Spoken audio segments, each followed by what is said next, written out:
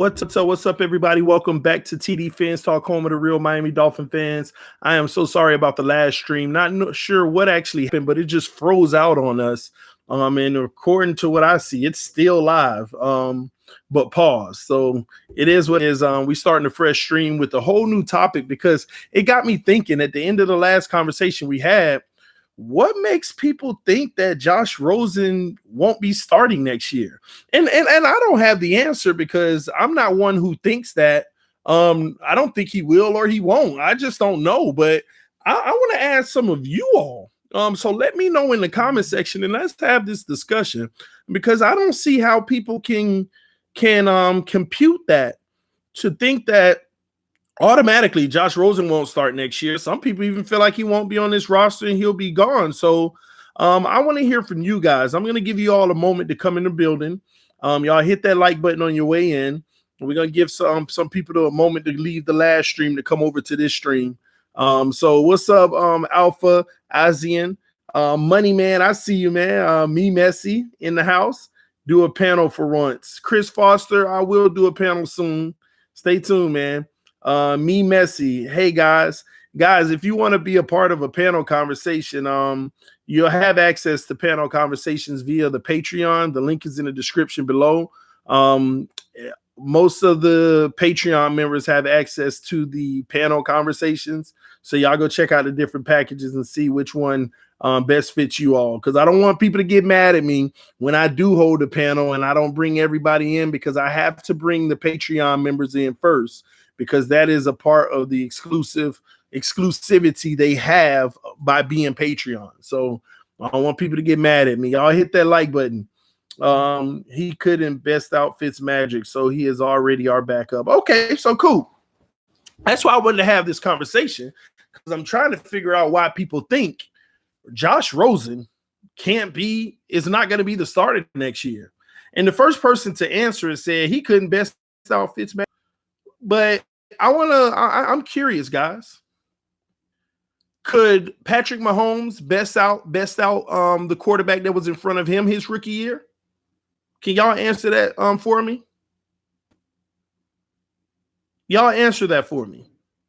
Could Patrick Mahomes best out the guy who he had to sit for? I'm just curious. I want to see what y'all say. He should be the starter next year if he earns it. I agree. But I want to start reading through some of these logics on why Josh Rosen won't be the starter next year. And the first person we got said he couldn't best out Fitzpatrick. So Patrick Mahomes couldn't best out the guy that he replaced. So Aaron Rodgers for 3 years couldn't best out the guy he replaced. And so forth and so on. So many guys couldn't best out the guy that they replaced. Brady, some of everybody. Were they not good enough to come right in and take over? They never gave Mahomes a chance to play. They saw him in practice. Just because our coaching staff threw him out there 2 games, maybe their coaching staff was smart enough to say, I'm not throwing him out there like that. He's not better in practice. I mean, I'm trying to figure this out. Chad O'Shea, the reason. Maybe. I don't know. We shall see. Needs time to adjust to the NFL. I agree with that as well. Not easy beating out Favre. Come on, if you're that guy, you know, Rosen was playing scared. Yeah, I mean, he probably was. 21-year-old guy in the NFL with these grown men. But I know he's getting older. He's getting a little bit more and more mature. He's starting to understand this game better. That should just be coming by nature. Patrick Mahomes was already planned to sit a year. Okay, but still, if you're that guy, then why?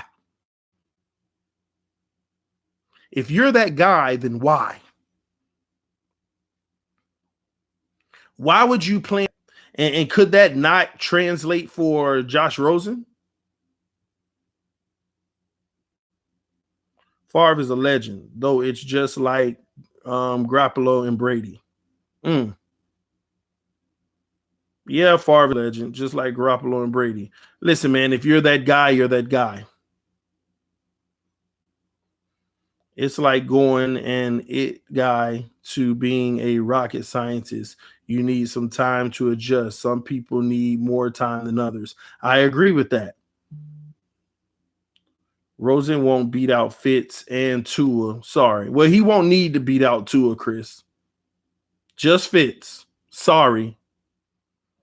If we get Tua Rosen gone. Also, Tua ain't sitting at all. So Tua's that guy. He's not sitting at all. I like Fitz to beat both out. Good answer, Max. TD, I know you don't want the Dolphins to draft Tua, but I think that's a good place for him. Why would Miami be a good place for Tua? That's a good question, too. Everybody says it's a good place for him. Why? Because they need a quarterback? Is that the only reason? Why is it a good place for him? Why is bringing a guy into a team that doesn't even have protection for him a good place for him? Oh, but we'll get protection like we've been doing. Now, hopefully we do, but yeah. Come on, man. Tua going to sit for a year while Fitz plays another year. Listen, man, I ain't even getting into all this Tua talk because it's a waste of my time. Until that guy walk across the stage and put on a teal, white, and orange hat, I ain't wasting my time. I am not wasting my time. We had a good discussion earlier. I heard the guys talking in the chat. They were like, the real y'all, the people y'all, the team y'all really need to be worried about is the Raiders. That's who you really need to be worried about. Because he tried to move up to get Kyler Murray, if I'm not mistaken. I want our fans to get behind one quarterback. Defense rider, I agree. That's why I said if we do draft Tua, I would get on board because 70% of the fan base want him, and that's an overwhelming favorite, and that might be the opportunity for us all to just be able to support one guy. But again, the problem with that is, say Rosen is that guy and he comes out and he balls out, just hypothetically, whether y'all believe it or not. Say Rosen does come out and ball out. It'll be just like the Tannehill effect. People will sit back and wait on him to fail. They will. I told y'all we should have got Tua. That's what they would say. They would sit back and wait for him to fail. That's the sad part about it. So at the end of the day, regardless of who we have, I just don't understand why people in their mind just automatically say Josh Rosen ain't gonna be starting next year. Just automatically. That's what they compute. I don't know why. Just like you were with Tua. I'm not like that with Tua, bro. I just don't want him to be a Miami Dolphin. I don't wish he failed. I don't wish that he fails. I know that I think he's going to be good in the NFL. I know if he goes to a trash team, I wouldn't be surprised if he don't look like this glorified Tua that everybody wanted. If he goes to a sorry bum team that don't have weapons around him, I feel like I don't think he's going to be as great as people think. And for the life of me, we glorify quarterbacks who have a roster from top to bottom of 4- and 5-star players, have the best of everything. Let me ask y'all something. Would Derrick Henry be the NFL leading rusher this year if he ran behind the Dolphins O-line? I'm just curious. Y'all let me know in the comment section. And hit that like button, guys. Would Derrick Henry, who ended the season as the NFL with the NFL rushing title, most yards by a running back this year, 1,500 and something, would he have been the leading rusher in the NFL had he ran behind the Miami Dolphins line? Yep, probably 3. No, man, y'all are ridiculous. This man might have not even broke 1,100 yards or 1,000 maybe. See, EM says stop stating the obvious, TD, which means absolutely he wouldn't. At least EM recognizes that. Then he says that point is ridiculous. It's not ridiculous. It's not ridiculous. The point that I'm making is y'all want to go get a guy who has everything around him so you see him at his best, right? When the reality is the NFL in today's climate, there's only a handful of teams where you have the luxury to see a player at his best. But in order to see that player at his best, you need to fix the team first. I've never seen a quarterback in this league that's good, great, or elite, whatever y'all want to call it, where they put the quarterback there and then they built the team around him and then they became great. The only situation we continue to witness is a quarterback going into the great situation, showing how great he is, and over time it declines and declines and declines because of the money, of course. We don't have this team built yet. We need to build an O-line, the D-line, and the secondary. And I keep on telling you, that's when you drop your quarterback on top. That's why I personally feel like they're not rushing Rosen, because they want to build the team and drop him in and say, here you go. Here's your opportunity. It's that simple. It's that simple. That's what I think is happening. Gase did the same, kept 3 quarterbacks with Tannehill, Cutler, and Folk. People have no patience. None whatsoever, man. None whatsoever. Stop the Tua nonsense. Nobody wants a glass quarterback. Shout out to G Firm 456 in the building with the donation. Said, what's up, TD? Much love to you, my brother. Same to you, my brother. Same to you. Well, in Miami draft Tua, then the rest of the picks can be the O-line and the D-line. It don't work that way, because I'm going to tell you now. I think some ridiculous team is going to beat us to being ridiculous. And he may not even go to 5. He might even be drafted 3 or 4. Some team is either going to move up or he's going to come off that board. So what you have to realize is, say that this organization said we want Tua no matter what. When you got people like Gruden up there, you have other slots that might want him. In order to get him, you might literally have to say, here comes 2 first-round picks and a second rounder. Can we move up those few slots? Here's our number 5 and our number 18, whatever it is, and a second round pick. We would have to give up what we gave up for Tunsil to move up 3 slots to number 2 or 3 to guarantee it for somebody who's injury prone. For somebody who ain't even going to play their first year, regardless of him saying, I think I might be able to play this year. Stop.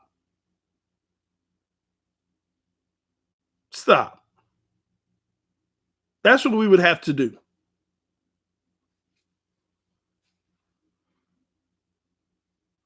Tua's pocket presence, accuracy, and decision-making is at the elitist level you can be. Yeah, when you ain't got pressure. Yeah, when you don't have pressure coming your way. So his pocket presence, his accuracy, and decision-making is at an elitist level as it can be. Yeah, when you don't have pressure, I agree.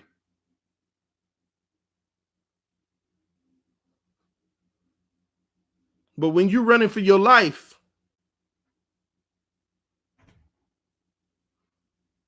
it's a different story. He's definitely got pressure. Stop, Reason.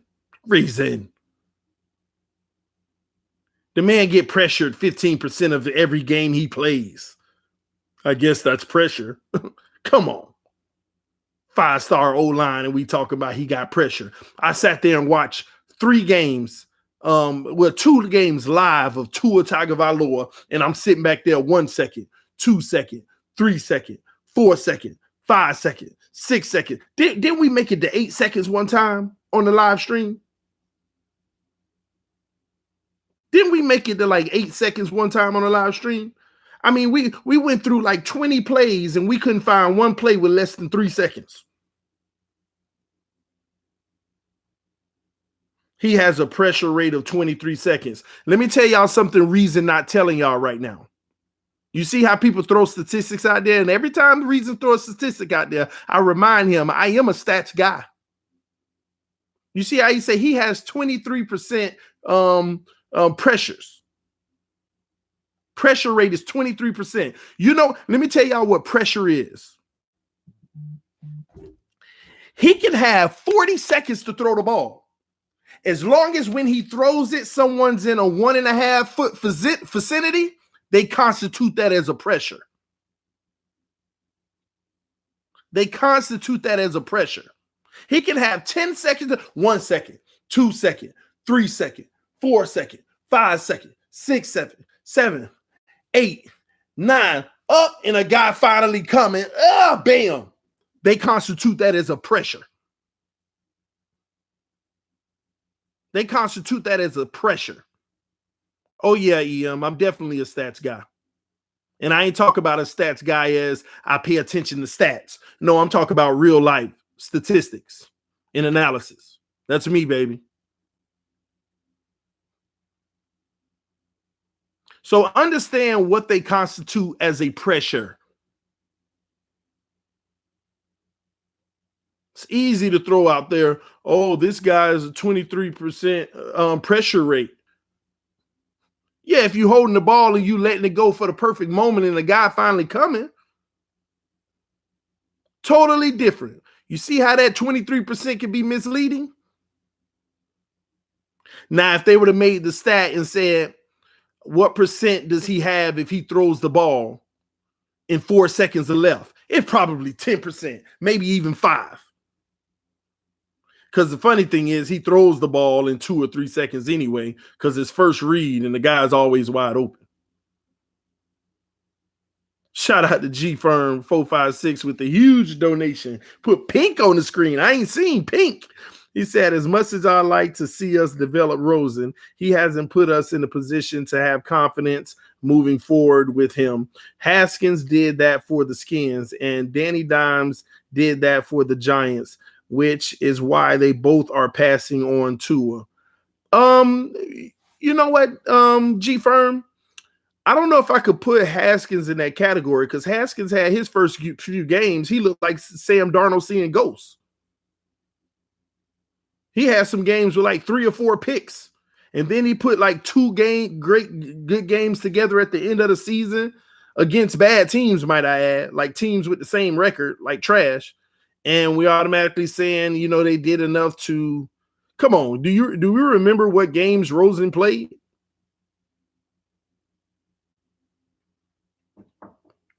One moment, guys.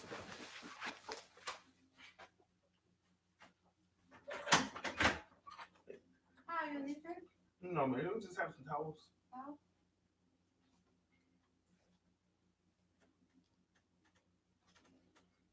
One moment, guys. About 4, please, and some rags.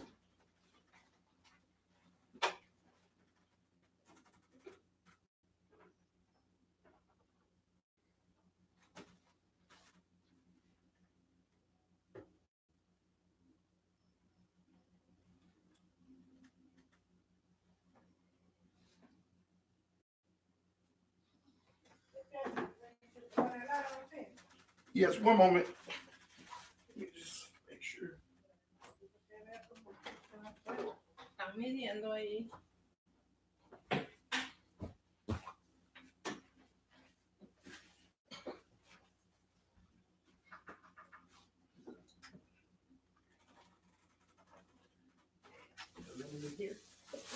No.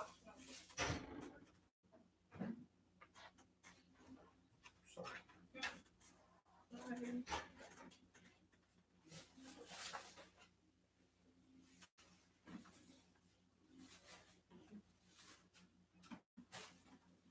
Thank you.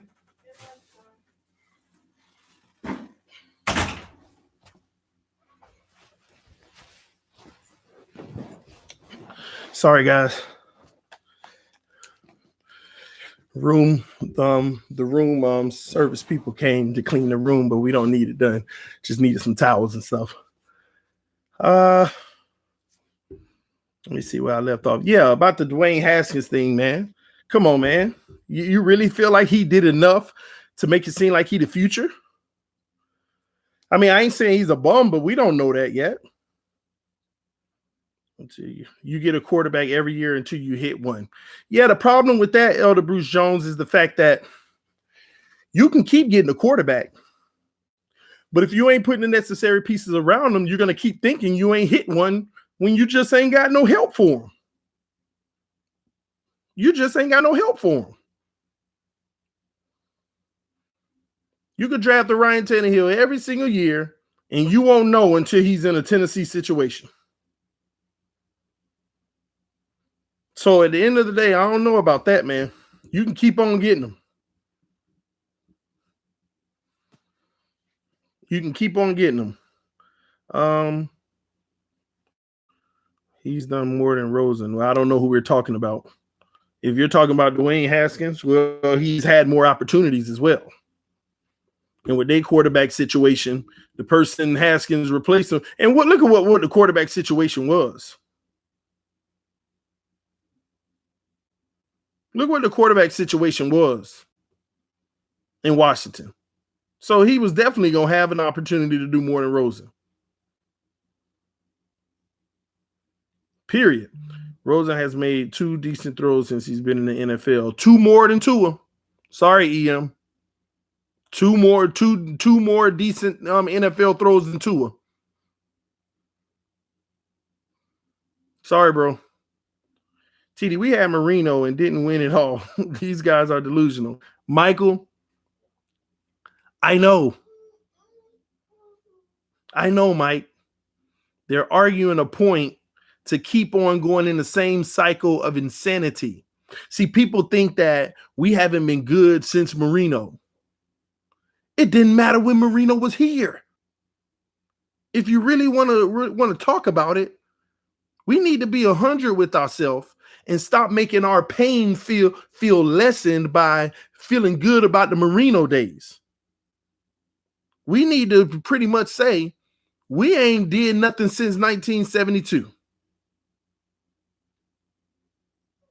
If you really want to be honest about it, because the only thing that matters is a Super Bowl.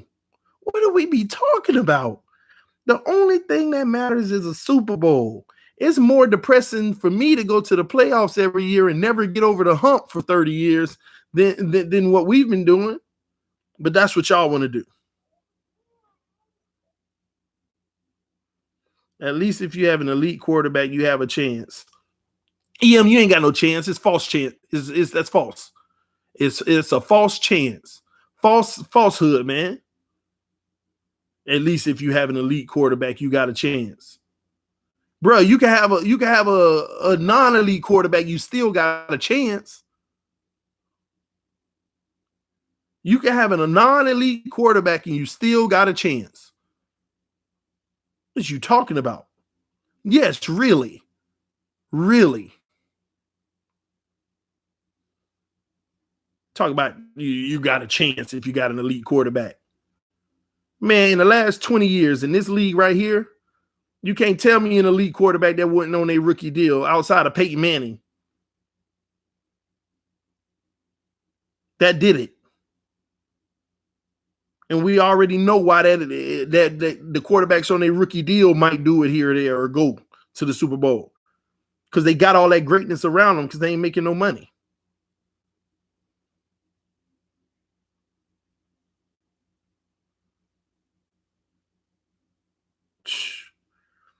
Love the laid background, TD. Oh, this is a background. I just got my Dolphin bag. I keep all my equipment in. And luckily they got an orange pillow on this couch. This is like in the living room area of this hotel in the room down there. So it's a pretty cool room. It's nice. But yeah, man. And like somebody said it on. Let me read this. If you want Tua, just say that, but don't trash Rosen when you know he not given a fair chance. No run game, no O-line from the wide. Brady the GOAT, and he still ain't make the Super Bowl. You know what's funny? I'm gonna elaborate on that, Brian, because you got a point. You got a point. You know what's funny about this whole Rosen situation and how we want to talk about how Rosen looked terrible. You know what's funny about that? We ain't stopped looking terrible until like week 7 or 8. Wasn't Ryan Fitzpatrick, when he was starting in the first few weeks and stuff, looking just as terrible as Josh Rosen? Wasn't he looking just as terrible? See, we forget about that. They both was throwing picks. They both was getting sacked. They both was overthrowing and underthrowing. It was the same. And guess what? As soon as Ryan Fitzpatrick took the start back, you know what happened? We had a little movement on the offensive line in the run game with Mark Walton, who was picking up very good manageable plays, allowing Fitzpatrick to settle down and get into a rhythm and not have to overdo it. And then we start picking up from there. Then we start trying other things and we start exploring. And now we're running more of a spread, and now we're exercising our wings.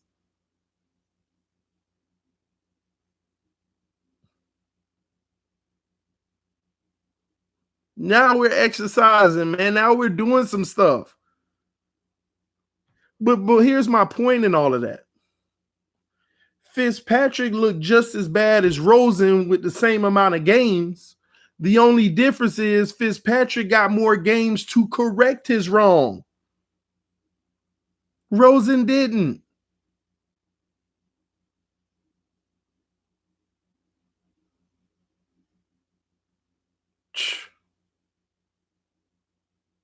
That's what gets me, man.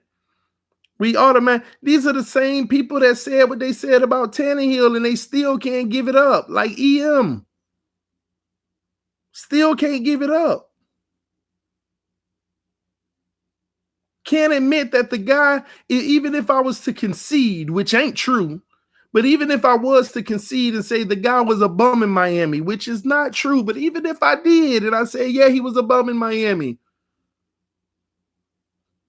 they can't explain why his ratings and his completion percentage and his numbers are so good now. They can't explain it. And whatever answer they have for it, that's the only point I continue to make. You got to have the team around them. You got to have a running game. It's that simple. Like, look at this guy, Tank Family. Another person who just can't comprehend. He says Tannehill wasn't the reason the Titans won. He threw for 75 yards. I didn't say he was the reason they won. But if you took away his touchdown,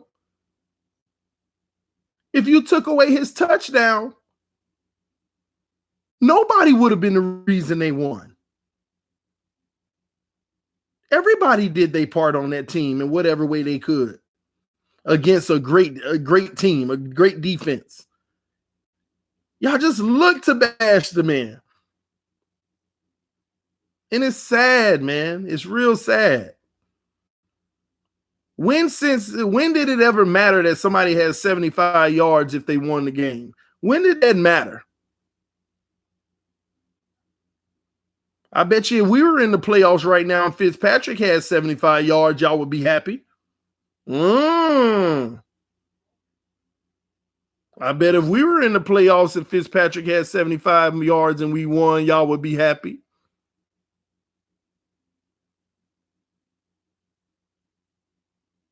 You wouldn't be complaining and talking trash about the quarterback.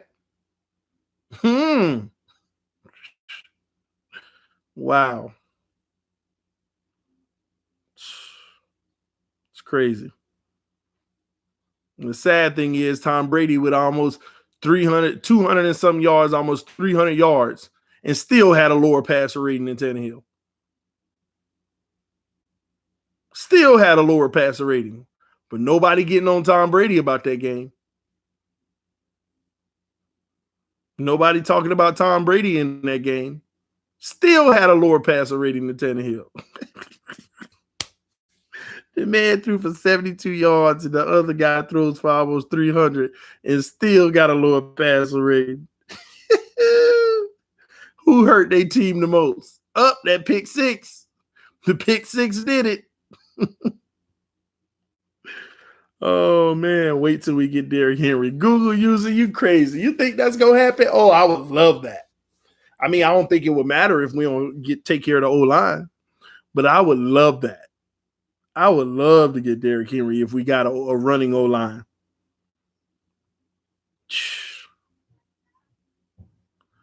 TD gotta love the haters. You got to, but they're the ones who make the show. Every time they say something ridiculous, just off of their feelings, I get to tear it apart.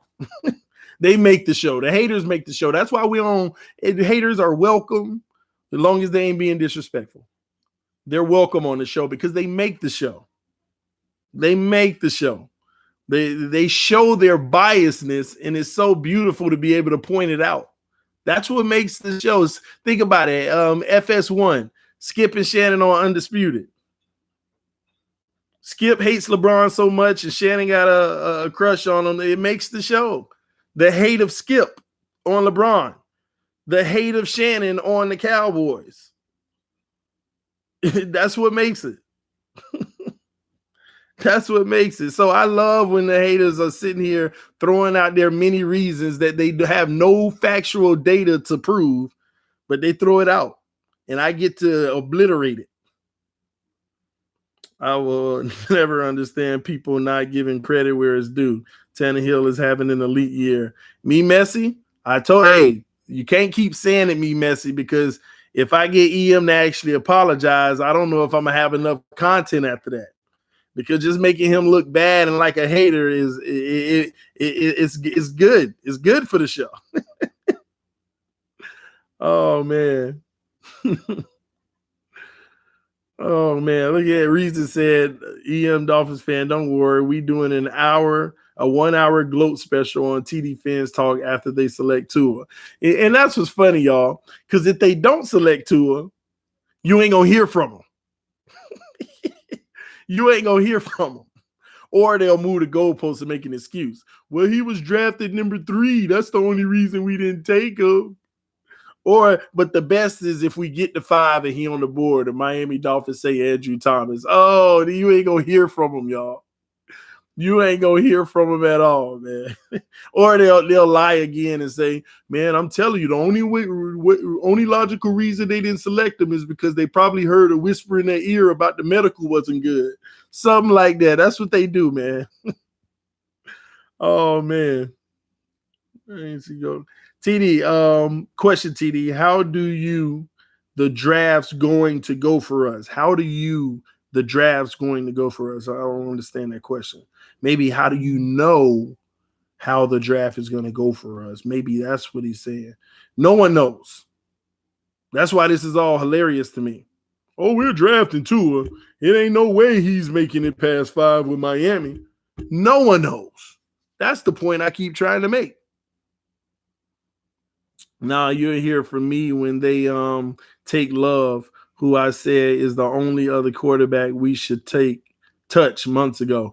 Yeah, but okay, let me ask you. See, that's my whole point, though. If Love is the only other quarterback we should touch, how are we literally saying that he's a lower prospect than injured Tua? Are we really putting Tua above Love regardless of the injury? Regardless of the fact that he has a history of injury? That's what I don't understand. That's what I don't understand. Just doesn't make sense to me. TD, do you have any updates on the hiring process and the favorites list that the Dolphins have for a new Defensive coordinator. Defensive coordinator? I'm not sure, Anthony. I mean, what? Did we just fire Patrick Graham this morning or something?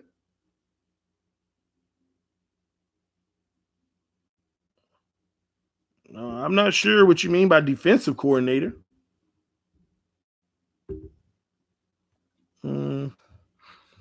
Well, actually, Fitzpatrick took over for Rosen in the second half of the game versus the Skins and led us all the way back. Yes, I remember that. It's kind of like the last game of the season. Who was it that we played? No, it wasn't. No, it wasn't the last game. What game was that? The one before the last, Cincinnati or something. How they came all the way back. It's kind of like that. What that quarterback did, led us all the way back on Fitzpatrick, which was crazy. He looked phenomenal in that game, and then in the fourth quarter, it was like, what the heck? It was ridiculous. Chad O'Shea was fired because he couldn't develop Josh Rosen. Chan Gailey was hired to H. I don't know what the H is. I don't know if that's true, but if it is true, then Rosen definitely going to be there for a while. Because if you fire a coach because you couldn't develop a player, that means you believe in the player. That means you're investing in the player and you want him to be the guy. Shake Money with the donation says, shout out to EM, stick to your guns. That's all he does, Shake Money. That's all he does is stick to his guns. That ain't, you put money behind that, Shake Money. I don't know if that's wise. Because EM, that's his big, that's his problem. He sticks to his guns, even if facts come out. EM would be like, the Dolphins are gonna draft Tua. And Greer can be on the podium today. Yeah, we've decided that we're not going to be drafting Tua Tagovailoa. And EM, bro, he just saying that to throw other teams off. He sticks to his guns regardless, even if facts come out. That's EM's problem, man. A fact can change the whole situation, and that fact makes me wrong. I got to stick to it. Keep in mind, we haven't confirmed Fitz will be back yet, which is true. And he won't be hurt if the Dolphins moved on from him because they allowed him to make all that incentive money. The Dolphins could have. It's not a conversation if you never actually listen to other points, not ever open to the other side. Shaking my head. I totally agree. And that's what also is like baffling to me because I'll listen to what everybody else say to argue my point, and I'll tell them, you might be right. Time will tell. I see what you're saying. That could very well be it. The reason why I don't think it is this. And just because I have a reason I don't think something is, they make it seem like, oh, TD, you just biased. I'm saying that you might be right. And then I'm honest. I don't want to in Miami. I could see if I was out here like, I don't have nothing against Tua. I'm not saying I don't want him in Miami. No, I'm being straight up honest. Straight up, man.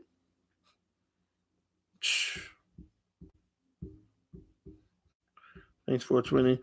All good, bro. Sitting at work, filling my ear holes with Dolphins football from TD. Vic, man. Vic be representing, man. Shout out to Vic Costa. Man, I'm happy, man. Vic went to the merch store. Vic bought one of the pillows, man. And when he sent me the picture, that was beautiful, man. I love that, Vic. Appreciate you, homie. What grade do you give Adam Gase for his season with the Jets? The bias me gives him a Z minus. And I said Z as in the last letter in the alphabet. Z minus. But I mean, I would say D plus.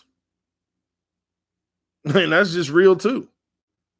All that talent on that team, they were supposed to do something, but then they started to get it together in like the third quarter of the season.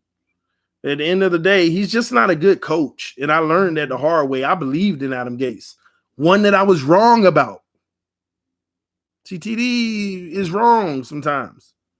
I was wrong about Adam Gase.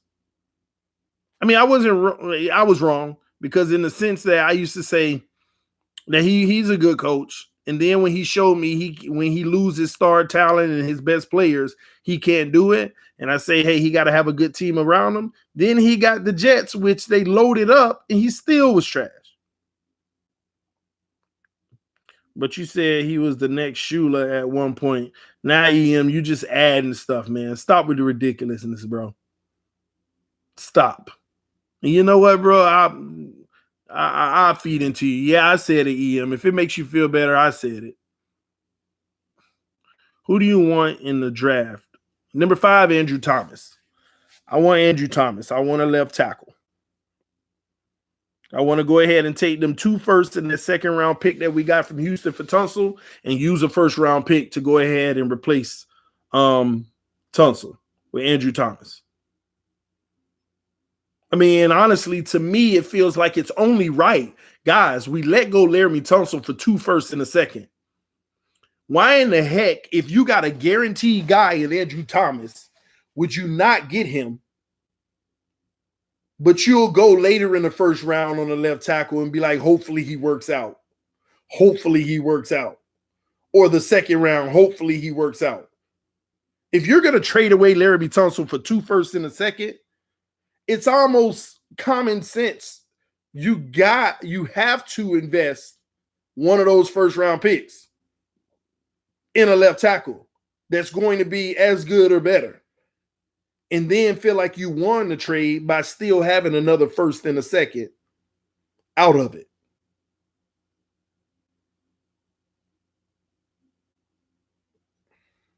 That's why I want him. Andrew Thomas going to New York Giants at 4. I do believe that it's a good chance that he does go at 4. I do believe that to the Giants. The thing is, what'll be interesting is if Miami would be willing to give their 5th overall pick and the 3rd round pick to move up to number 3. See, I don't think it'll take as much as people think to go from 5 to 3, because at that point, the number 3 team would still probably be able to get the player they want at 5. Because if they weren't going to get Andrew Thomas at 3, then it's a good chance that they'll still be able to get their player at 5. And I think we might be able to invest the 1st round and the 3rd round pick to move up to 3. Shout out to me, Messi. Will there be a panel convo tonight? We'll see. I'll try my best. It just depends. Xavier McCutcheons with the donation. Shout out to the mod that blocked me because we don't agree. When did that happen? Oh, that was last time you talking about Matthew. I remember that. Oh man. Sorry about that, man. But yeah, I think I think that we might want to, if anything, even for Andrew Thomas, our 5th round pick and a 3rd round pick, one of the compensatory picks potentially, I would go ahead and move up and grab Thomas. I know people will go wild. Oh, the Dolphins traded up to 3. That means they definitely want Tua. Man, stop.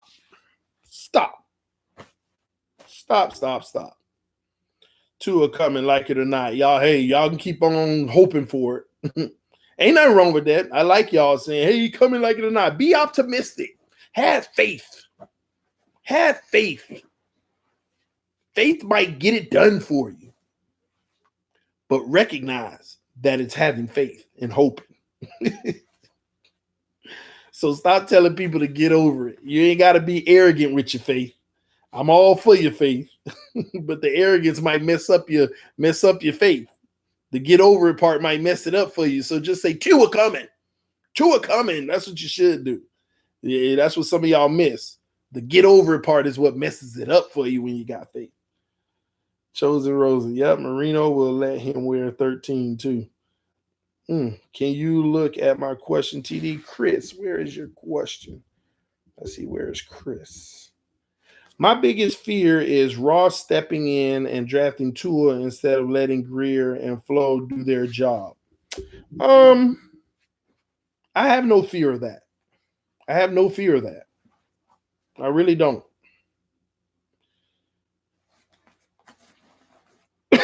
I know that it would come out if that happened. And I would like to know if something like that were to ever happen.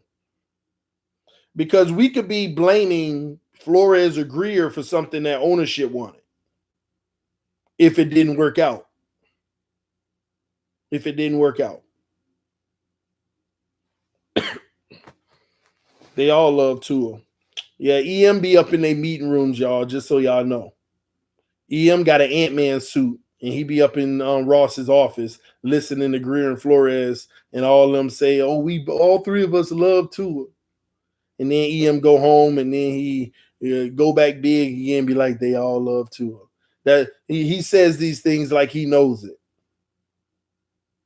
That's what EM does. They all love Tua.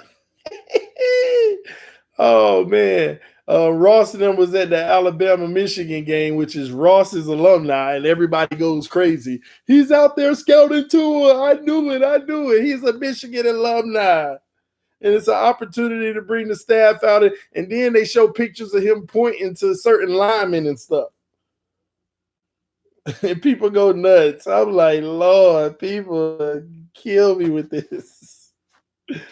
Oh man, RT17 fairy tale season over Saturday. Jackie Lazo, man, you got to stop the hate, man. Came out that they talked with Tua and them yesterday, and Tua's pressure. What? And Tua, see, reason they'll be giving these false narratives, man. He said a rumor came out that they talked with Tua, and then yesterday in Tua's presser, he said he had spoken with GMs and owners about the injury. And we throw stuff like that out to put it together. We throw stuff like that out to put it together because it feels good for our narrative, man. Listen, man, first of all, we don't even know if they talked to Tua. And even if they did talk to him, they're doing their due diligence. They've talked to 100 players already. Period. Ross should make Greer draft Tua and take Hurts in the mid rounds. I said rumor. I know reason. I know. TD, I believe we should only draft one skill position, and that being running back. I believe we need to load up on the trenches. Man, Zach Conley, man, I ain't gonna lie, I done fell in love with me some Derrick Henry, man. That's the type of back I want. I want a 6'3", 250-pound back that can run a 4.5. Straight power. If you tackle him, he's still falling forward for 3 yards. Automatically. Automatically, man.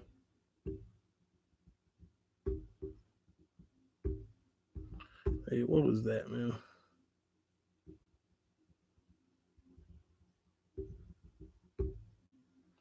Hold on. You'll never find out who talked to him because that could be considered tampering. Then why bring it up? That'd be my point. Draft Jonathan Taylor. We shall see. Najee Harris. I love power backs over scat backs. Power, man, but you got to have the right line. If I was a GM that plan on trading down, I missed it. I'll talk to Tua as well to make other value the trade down. See, but y'all got to understand the draft is a game. Say that Miami Dolphins don't want to draft Tua whatsoever. I'm not drafting Tua Tagovailoa whatsoever. Say that's the case. You have to understand the draft is bigger than y'all think. You got to jostle for position. Say you got the Raiders who really do want Tua. They're like, well, we don't need to move to number 1 because they're not going to take him. They're going to go Joe Burrow. And we don't need to go number 2 because that's going to be Chase Young. We need to talk to the number 3 team. Number 4, we probably don't need to take them. but we need to talk to the Dolphins, but they're going to want them. So that's the problem. We need the third pick. Or we can engage the Dolphins to see if they're willing to trade their pick. And if Greer is getting calls, hey, what are y'all doing with the 5th pick? Are y'all interested in trading down? Greer has to have gotten that call at least 10 times. 10 organizations have called the number 1, number 2, number 3, number 4, number 5, number 6, number 7 pick right now. At least 10 organizations have called the top 7 teams and asked them, are y'all considering trading down? I'm just curious so that we know what options we have to maybe present a package to you all. And Greer and them would literally, if they were smart, they would say, okay, we got this team, that team, and that team thinking about trading up. Now this team wants Tua, and we know we don't want them, but everybody think we do. So we might be able to break the bank on this number 9 team and get more. Let's go out there and talk to Tua. Let's get on camera. Let's show that we're interested even more. If you don't think these things happen in the NFL, you don't understand the big picture of how deep this goes. You can literally not even care about drafting the guy. We do not want that guy, but if there's enough teams that's highly coveting him, you get out there and you put on a show. You got the position. It's like poker being the big blind and you got pocket aces or pocket kings, because I hate pocket aces. It's like, if you know anything about poker, it's like being the big blind and you got pocket aces, and everybody throwing out everybody calling, and the option is on you at the end. You can't ask for it no better than that. You just can't. So I'm telling y'all now, man, if we trade down, that means we got a lot coming our way. And if we trade up, if we go to number 3, y'all, there's only 2 guys that we can be getting. And that's Andrew Thomas and Tua Tagovailoa. But I couldn't even imagine us using extra assets to go get a guy you ain't even going to be able to utilize in the first year. Couldn't imagine it. Oh, I think the wife is here.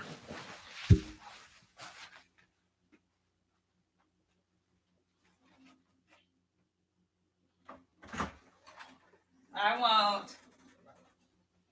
You back early? Well, they want to go to the gym. What happened?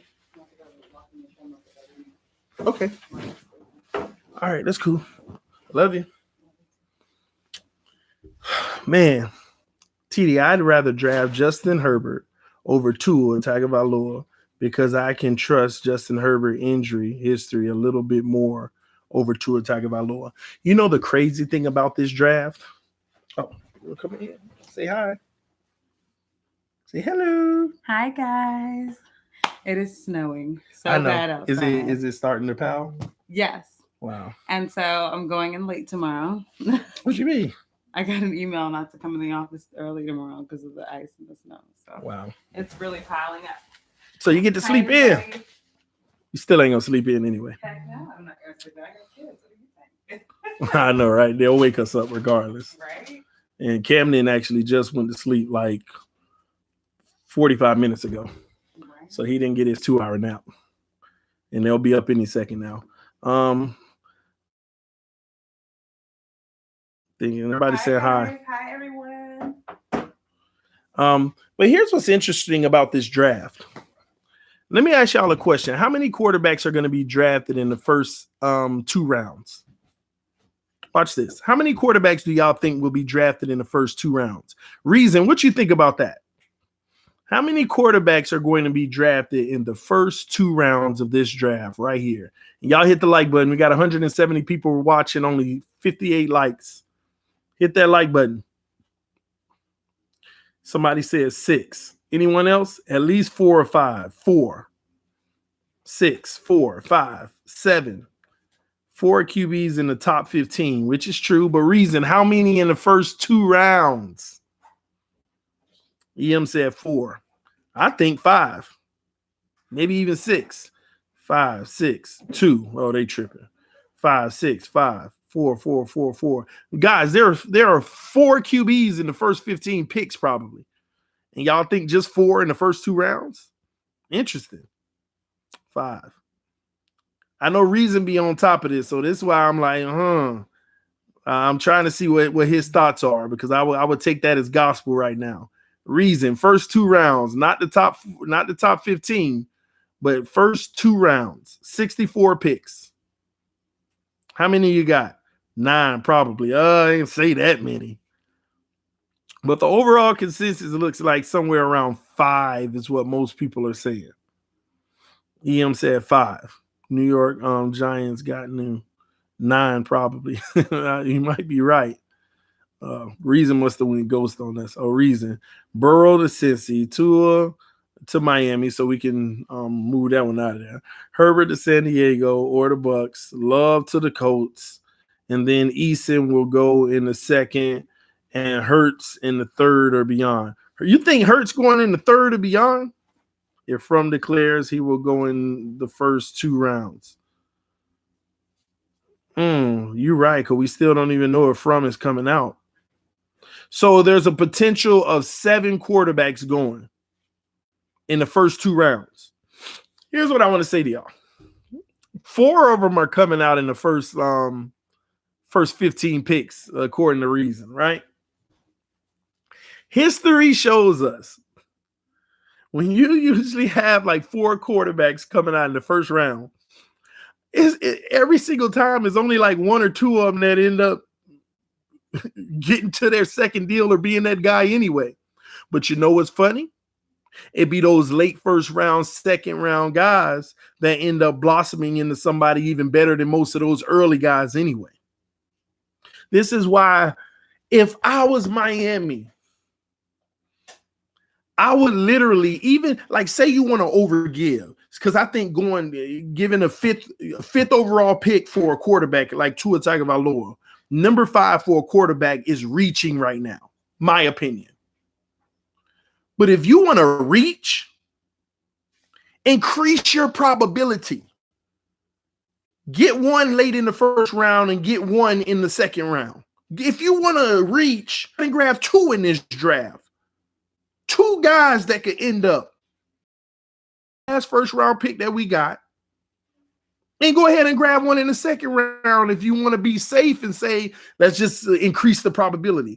Why don't we do that just like we do with cornerbacks? We bring so many of them into camp. Who's working is not, get rid of them. Go hire another one for me. Okay, we got Needham rising. All right, this guy, okay, get rid of him. Oh, Van Ginkel's rising. Oh, quarterbacks then.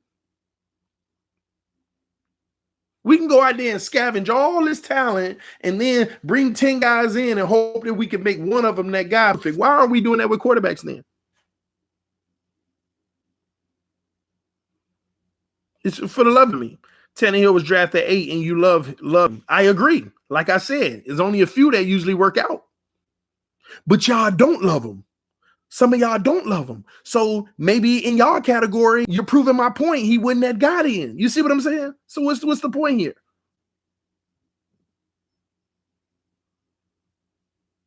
Chris said, I literally suggested that earlier. My bad, Chris. I must have didn't see your comment. But why aren't we increasing our odds by doing that at least?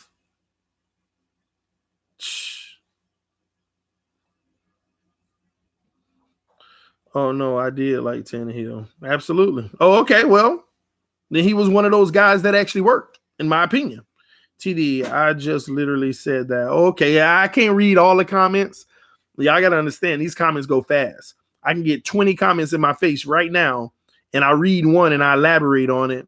And by the time I read the comment section again, 50 comments that went by that I didn't read. So I don't want some of y'all to feel bad, because I was watching my own stream this morning, responding to somebody's chat, and then I hit the live chat button to say, hey, let me see if I'm missing some of the things some of the people say. And one of them was like, I'm feeling very ignored. And I was like, oh, man, I'm sorry if anybody feels very ignored. It's not my fault. I don't see everybody's comment. When I read one and elaborate, that means I miss 50 before I read the next one. Sometimes it works like that. Sometimes I read them fast. Sometimes it's every 6 or 7. That's why you didn't have your wife reading. That's why I need to have my wife reading. Then why are you going to the gym? Why don't you come over here and read? Talk about I'm just kidding. Oh boy. Tua won the national championship against Georgia. Take Tua and Hurts. Put Tannehill in your comment and TD will read it. I like that, Paul. Hey, that might work. Y'all should try it. Just you got to put Dolphins will draft Tua, Tannehill, and I'll read it. That's a good one. I like that actually, man. I like that. It might work. I don't know, y'all. It might work. So try it. We'll see. Maybe he owns something. We could get a good deal for Rosen. He's better than most QBs in the draft. Patriots, Steelers, Saints, Panthers, Vikings, Bears, Chargers, etc. We can get good stuff. Yeah. I would love to take Hurts if he is in the 3rd round. Tua was fresh off ankle surgery, 2 weeks removed. Oh, Lord. Y'all giving this man an excuse of why he played the way he played because he was fresh off of ankle surgery. Did the ankle surgery have anything to do with him running to the right and just fumbling, nobody touching him, and it just come out? My ankle. Oh, man. Miami guy said, wow, I feel left out. Hopefully that puts you back in.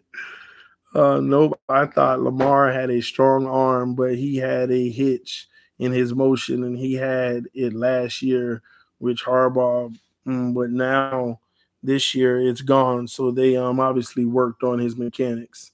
Lamar Jackson, 30th overall, if I'm not mistaken, wasn't taken early. And right now he's playing like the most valuable player. Rosen is mechanically gifted, plain and simple. Why can't we tailor a system that fits Hurts? Tailor a system. That's good coaches. They should be able to tailor a system that fits whoever they have. And this coaching staff speaks to that a lot. So I'm not sure, man. Time will tell how good this coach. They said Tua ankles should be completely fine, actually even stronger going forward. Oh, okay. And guys, can y'all please stop talking about Tua's ankle and hips? Every time I talk about his injury proneness and why I wouldn't draft him, it's not because of his current injury. I don't care about the current injury. It's the fact that he keeps having them. Why would y'all draft someone that y'all got rid of? Like somebody that's injury prone, if that's why y'all got rid of Tannehill. Well, I don't think they got rid of Tannehill because he was injury prone. They got rid of Tannehill for the money. But if you ask some of the fans, they'll tell you they got rid of him because he sucked. So, but yeah, I'm not talking about Tua's hip injury. I don't care if it healed all the way. That's not my issue. My issue with Tua Tagovailoa is that it's starting to feel like it's always something. It might be his shoulder next week. It might be his left butt cheek or something next week. I don't know. I mean, it's always something. That's why I don't trust him. It's always, it's going to make me cringe every time somebody lay that hat on him. Oh, he's slow to get up. Is he okay? Man. Elder Bruce Jones said hello. Hi, how's it going? Vic, I'm getting some items next week. Reason 13, if Lamar Jackson could be coached up to remove a hitch out of the throwing motion, why can't Jalen Hurts or Jordan Love not be coached to utilize their physical talents? All right, baby. See you soon. Be safe. Jordan Love over Tua. I'm going to tell you now, I have sources and stuff that's telling me that we're going after Jordan Love. But again, I know that this source has been right 4 out of 5 times. But again, I don't like sources. I don't like sources. If a source can't tell me Chris Greer out of his own mouth told me this, I just listen to it and bank it. I listen to it and put it on the file cabinet. Now, this is a good source, but still, one moment, guys. They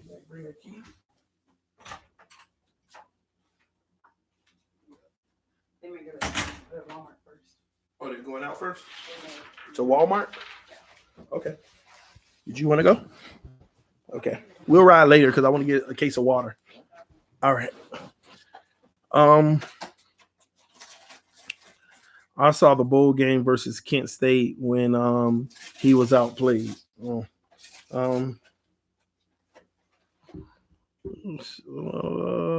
TD, how you feel about LT Andreas P from the Saints? Is he coming out available? If you're asking how I feel about him being a Dolphin, if he's going to be available, listen, free agency, only one thing matters in free agency to me. If they're good enough, how much are they going to cost?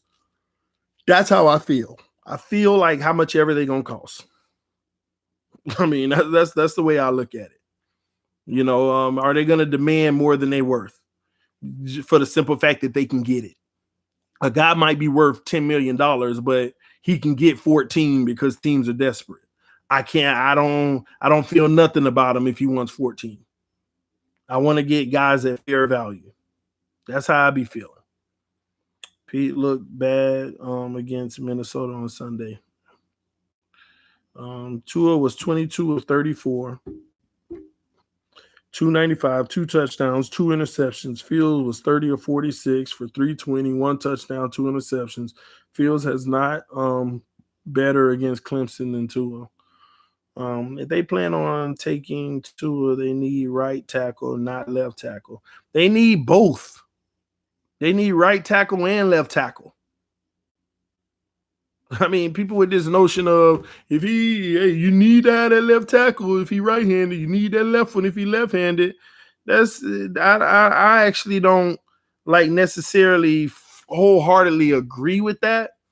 Yeah, you want a guy to protect the blind side, but you ain't got to make that the most important priority. You just need a solid guy that ain't going to allow a guy to come around the edge unblocked. I'm sorry, but the Dolphins are just not a good franchise. Victor, man, you ain't got to apologize to us about that. I understand. I agree. We're not a good franchise. We're a great franchise. We're the greatest. How about that? Bow. One thing I can say over Rosen and Tua, both of them have 3 different offensive coach, but to what still elevate higher and improve, enter the system, but still I'm not a Tua fan. But to what still elevate? I don't know what to mean. We need great quarterback. Like Tannehill, I could trade all 3 of our first round picks for the handed elite Tua. All right, Chris. You just basically showed yourself, man. For you to sit here and say you could trade all 3 of your first round picks for Tua, you're basically showing yourself, man.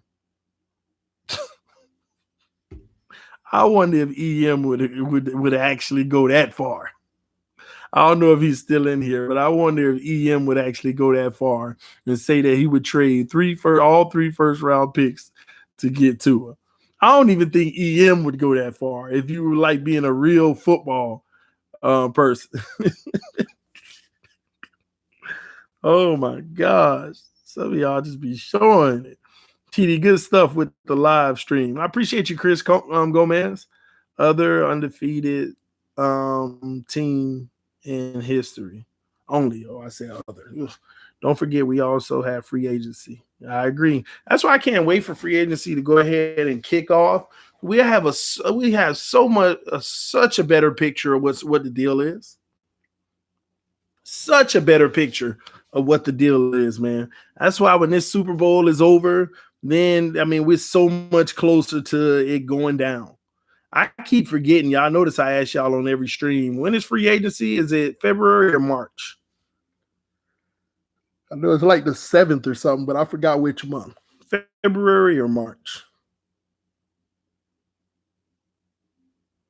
Canadian Rage is coming out. Tom Brady to Miami. Which free agent quarterbacks are out there that aren't over 40? Tannehill. Mark, email. I sent you the name of the draft simulator fan speak premium simulator. You have to pay for it, but it allows you to pay for a draft simulator, to be honest with you. Yeah, for water and stuff like that. That's it. I mean, if you want to save a trip, you can. No, not but yeah, I don't know, Anthony. I wouldn't pay for a draft simulator. No, I don't think it would be very useful. Because I could just simply say, hey, if the Raiders were to trade up to here, then we would move down to there, and who would we get at that pick? You know, um, he's going to Walmart because of not me. Oh, y'all must be talking about something else, huh? Oh, you're going? My wallet's up there. All right. Has the road iced over, or is it still getting thick, which means I'm not gonna drive. So I'm gonna check it. So all right? it may ice overnight because they have us checking the weather. I know overnight, but they told us to come in late tomorrow. All right. Just let me know if it is iced over. Just come back up and I'll drive you because I don't trust other people. Okay. And ice. You know, I need you taken care of now. I love you. Thank I you. love you too. Watch the games, buddy, not the stat lines. Stop listening to Mel Kiper. Man, Mel Kiper is selling Tua to Miami more than anybody I know. He goes from Tua, if he comes to the draft, will be the 12th overall pick. Then Tua's coming out. All of a sudden, he's going to Miami at 5, he think. I'm like, Mel Kiper. And you know what's funny about Mel Kiper, y'all? All those guys, every year they wrong. Do y'all notice that? Every single year they wrong, and they are on TV on draft day. I don't know what they were thinking with that. This is blowing my mind. I can't believe that he's being dropped like this or that. Every year, it's one player that they're just boosting like crazy, and they're wrong every year. Every single freaking year. I'm not sure why they did this. Some teams are going to be sorry and this and that. Every year. It kills me, man. It kills me. And I'd be like, but every year y'all have him back like he the expert. And then it makes me wonder, what made him the expert in the first place? Oh my gosh. Tua to Miami has already been written in the history books, TD. I mean, the kid wears number 13. Come on. They're always wrong all the time. TD, you think Clowney hit on Wentz was dirty? I didn't even see that hit. I didn't even see it. I know they were talking about it, but I'll check it out later. They were right about Kyler Murray, though. Okay. I watched the games and the film. I got the right guy who provided film. I don't know what y'all talking about. LOL TD. That's why you picked the opposite of what Mel Kiper picks. March 10th, final day to use franchise and transition tags. John Brady, the Dolphins. Sorry for my misunderstanding, TD. What I meant to say was Rosen and Tua had 3 different offensive coaches, but Tua is still able to fit the system of each coach every year. Okay. One thing I'll tell you about Alabama is you're saying that Tua was still able to fit the system each coaches every year. Did they really change the system? Or did they just change the coach? Because from my understanding in Alabama, they run the same system. They just changed the coach. I know different coaches have different ways of doing it, and most coaches want to bring in their offense. But it don't always work that way. It doesn't always work that way. New offensive coordinator, and all of a sudden it's a new plays and philosophy. On the college level, sometimes the new offensive coordinator is coming in and learning the plays and coaching through it. So, and then you have to also look at it like this. Alabama also, is our running back more prominent or is it our quarterback? And they'll just either throw more or run more. You got to look at it that way too.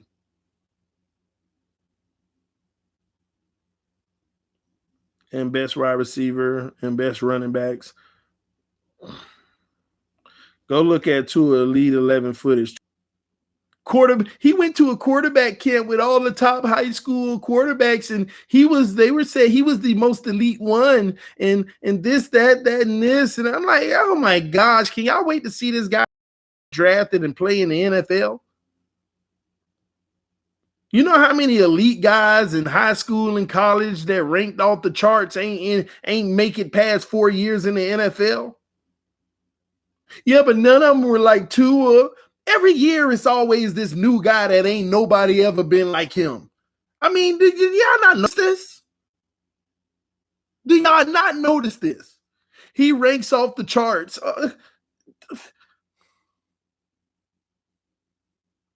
He ranks off the charts. It's because you put a new category in the chart. And you ain't got no baseline for it. So of course he does. Every single year, this is the next guy. This is the greatest thing. We've never seen this before.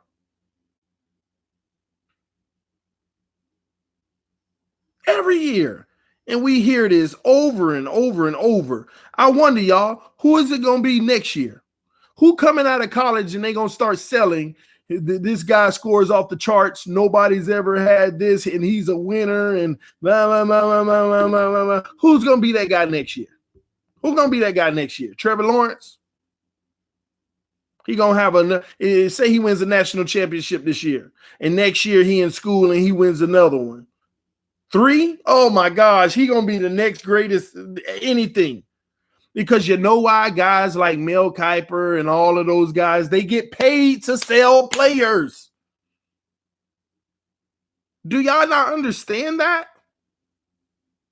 They get paid to sell players. Otherwise, what are they doing? Find a video where Todd McShay and Mel Kiper say that Tua is going to the Dolphins right now. I could find a video tomorrow where they say that he's going to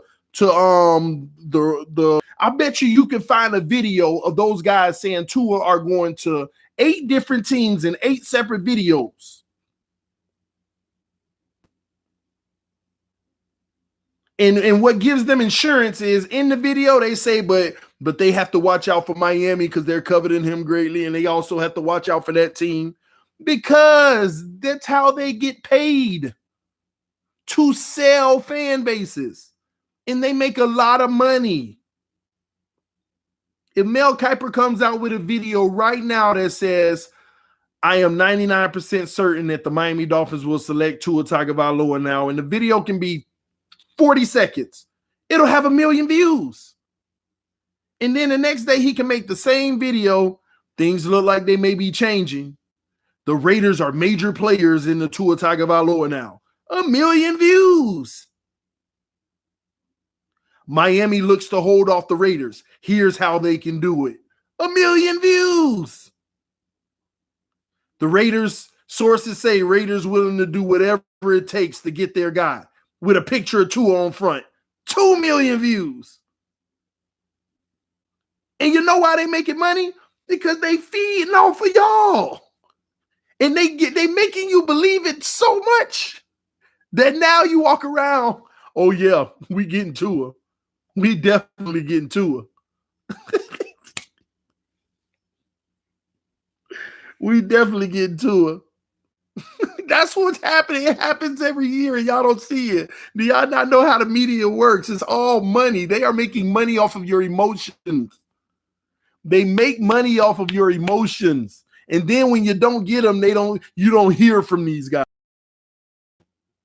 You don't hear from these guys. Oh man. Gosh. It's the most hilarious thing to me, man, and people buy into it. I bet you some people in this chat that love Tua, right now in this chat, they search Tua Tagovailoa name in Google every morning, at least once every day. I want to read the next article that talks about him in Miami.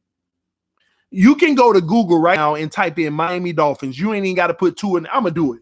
I wonder what the headlines are.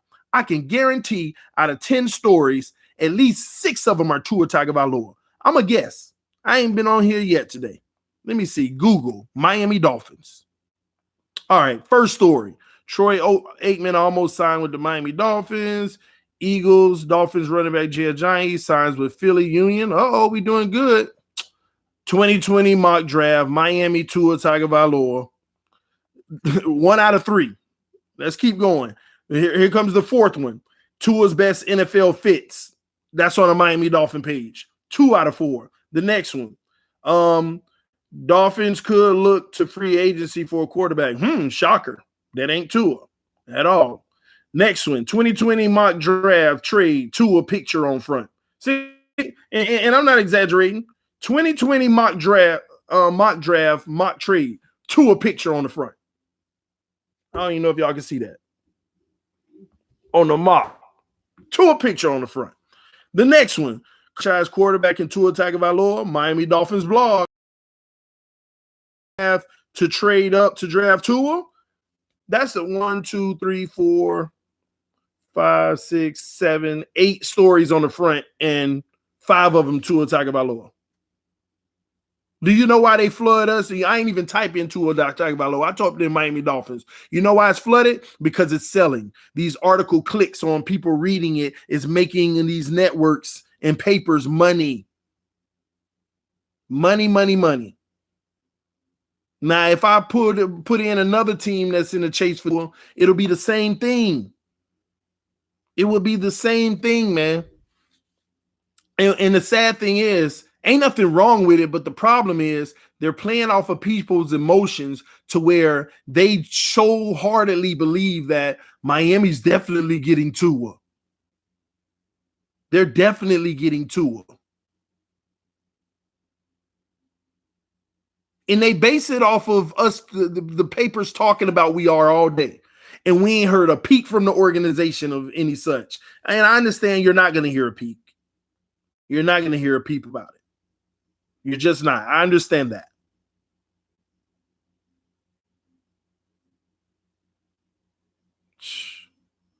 I click because I love Tua Tagovailoa. And they know it. At least you're honest. And they know you love him. They know you love him. So they're going to make the articles because it's driving. I could guarantee you right now, let 4 days go by and nobody click on a single Tua Tagovailoa video or paper. You ain't going to hear that narrative anymore. They're going to move the goalposts. Who's hot right now? Joe Burrow.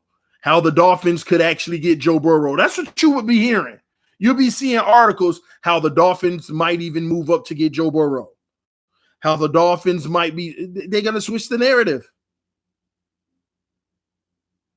Whatever's hot at the moment, they're going to sell you your dreams.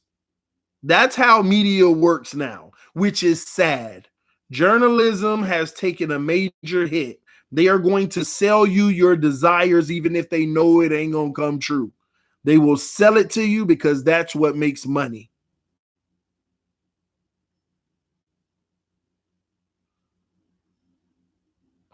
Tua did not want to come out this year. Well, I think that he made the smart decision by coming out this year because he probably wouldn't have been the highest prospect next year.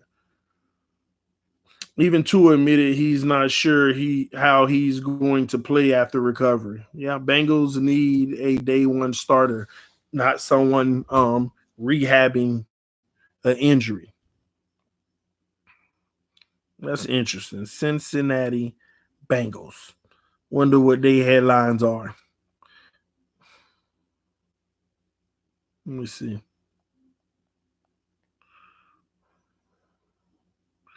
Bengals season got you down. Medical marijuana proposed as a treatment. Wow. Done. Oh, they need a coach too? Yeah, they do. Oh, they're more on coaches right now.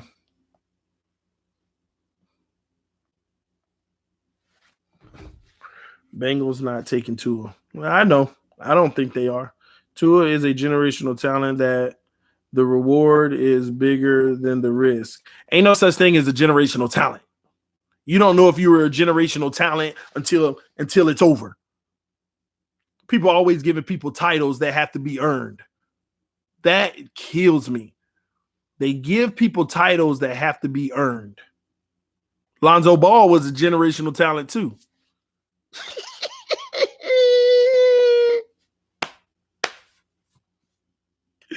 Good example, TD. Oh my gosh. Lonzo Ball was a generational talent too. Oh my gosh.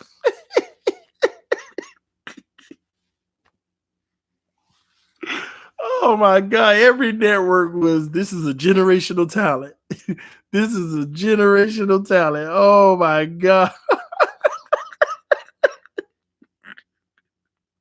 Hey, look at what Chris said. Chris said Lonzo is balling right now, though. He done had 3 good games out of 3 seasons. Man, 8, 16, 24. He could have played. How many could he have played by now? 8, 16. He could have played 200 games. He done only played like 70. And out of those 70, he done had 3 good games. And he balling out right now. 2 of his 3 good games in his career it just happened last week. Oh my God, man. Lonzo Ball is a generational talent. And you know, true. No, it's where the money is. It ain't gotta be true. It's where the money is, man. People can buy truth. I've even seen in politics recently. People say, oh, that's true. I heard it on this, that, and this. And I go do my research. Wow, it ain't true. And the opposition saying it ain't true. But it doesn't matter because more money is going in. It's sad.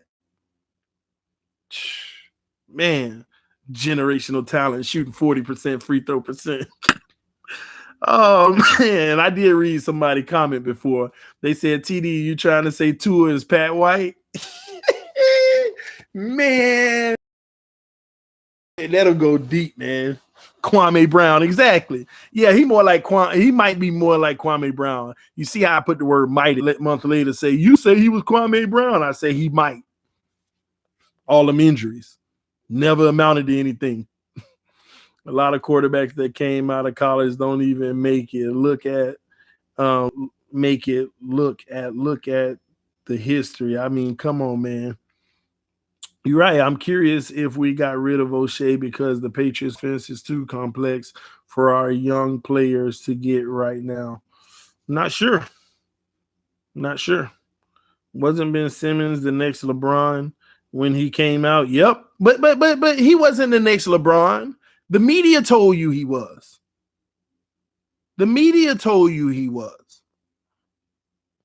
You think that Shannon Sharp get those new LeBron shoes just because?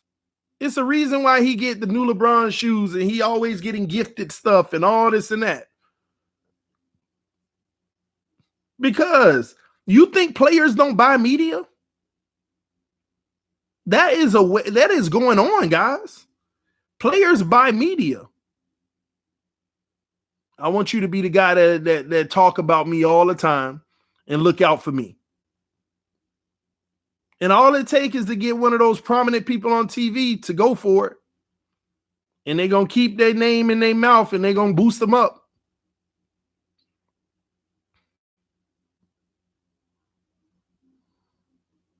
Keep making jokes and Tua goes to another team and blows up. Possibly. You might be right. Or Miami drafts him and I was wrong and he blows up. Or Miami drafts him and I was right and he gets hurt all the time and don't turn out to be that guy. Or Miami doesn't draft him and he go to another. We don't know.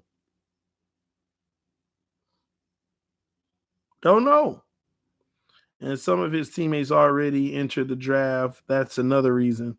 That too. So late, TD. What's up, bro? I'm good, George. Name one player that buyed media before. Plenty players buy the media, Wedson. It's an unspoken thing, man. Like I said, Do you think Shannon Sharp on TV going that hard for LeBron all the time just because? You think Skip Bayless comes on TV with the new Kawhi Leonard shoes and put them on the desk, put his feet up on the desk for everybody to see just because he's a Kawhi fan? No, he got paid for that. He got paid for that, man. You think Shannon be coming in there with the Skip, they only got 2 pair of these the new LeBron, Skip. You think he do that? And then he got the shoes free. You think they ain't say wear them on the show and show them off? And probably a check was attached to it. It ain't illegal. It's just advertisement. Cool. I'm gonna go on the show. And Skip be calling it out too. Oh, that's a little advertisement. It look like you got a little deal going.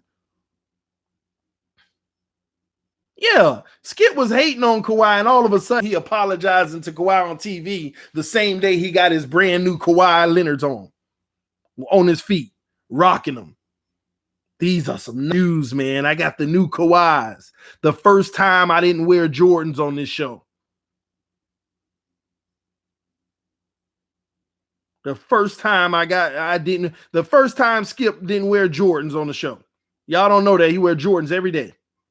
The first time rocking Kawhis. Making money.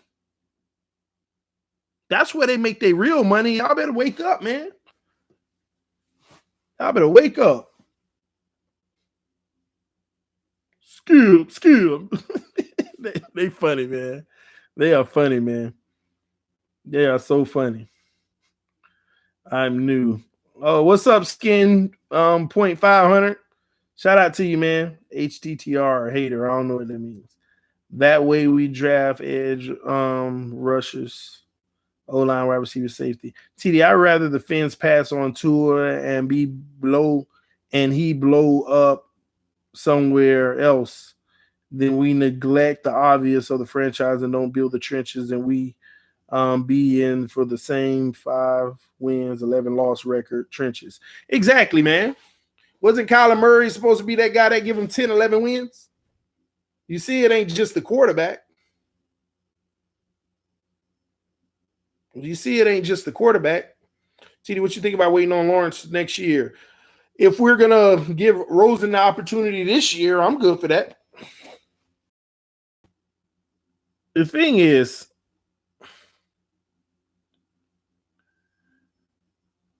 I'll leave it alone. I ain't going to say that. Do you not want elite quarterback play in Miami?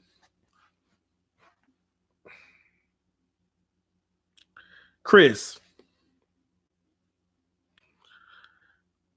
Of course I want elite quarterback play. But here's the problem, Chris.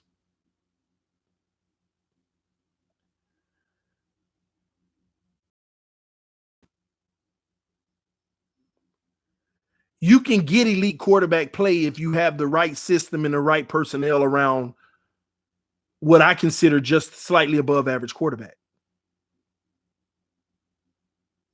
The problem I have is elite quarterback play isn't 100% solely based off of the quarterback.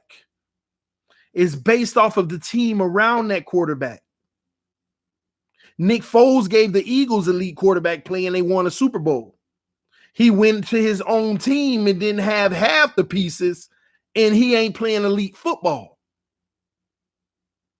I don't want a project. The problem is some of y'all are calling these elite quarterbacks elite when you ain't seen them in a Nick Foles or Ryan Tannehill situation.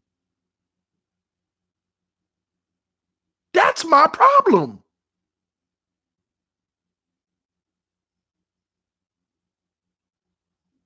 That is my issue. We out here calling Patrick Mahomes and whoever y'all want to call, we out here calling them elite in a perfect situation.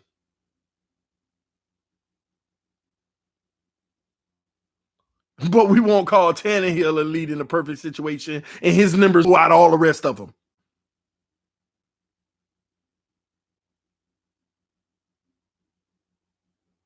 I wonder if this was Tannehill's rookie year and he played like this. and he beat the Patriots. And he was never a Dolphin. We would be talking about him just like we talking about Mahomes. That's the sad reality. That's Miami Dolphin. The sad thing is, some of his same haters right now would be like, we need a guy like Tannehill. Would deny it. I don't expect nothing less from you.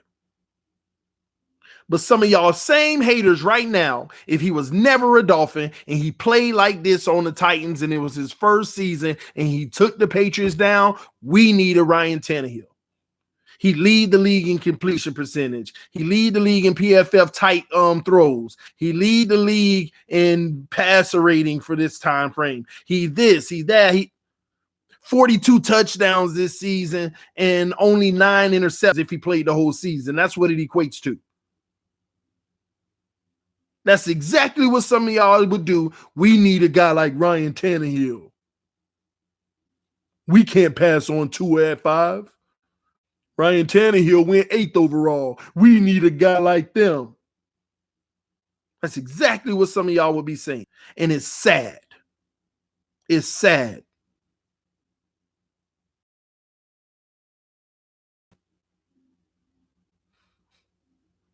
It's crazy to me, man. Sad back, of course I do. But y'all need to stop acting like the quarterback is what makes themselves elite. Their situation makes them elite. Did Brady look elite? Did Brady look elite on Saturday night? No, but I guarantee you if them receivers were catching them wide open passes and they won that game, y'all would have been talking about same old elite Brady. Because he wasn't the problem in that game. And that pick 6 wasn't even his fault. It went off the receiver's hands right into the defense. If them receivers were catching the ball and they beat Tennessee, same old Brady. That's what you call elite. Tannehill suck. That's elite. But his receivers weren't catching the ball. And he threw a pick 6 that wasn't even his fault. So he didn't. So y'all gonna have to miss me with that. You just don't want an elite quarterback. You got to understand what makes an elite quarterback.